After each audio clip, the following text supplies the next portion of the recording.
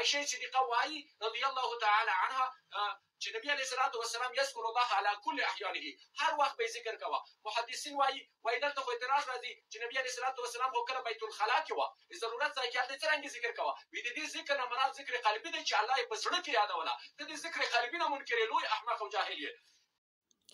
ته مشرک اوس پر دې نه خبر نه یې چیرې څه ذکر کېږي، هلته مونځ هم کېږي، هلته قرآن شریف هم ویلل کېږي، هلته یو څوک کولی شي ډوډۍ هم وخوري.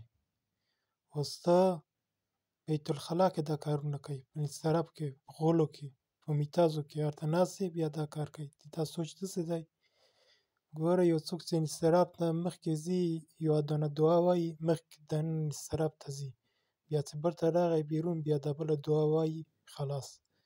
او دننه نستراب کې څوک ذکر نه کولی شي، هلته څوک قرآن شریف نه ویلی شي. که څوک دا کار وکړي هلته انسان کافر کېږي دې کار باندې.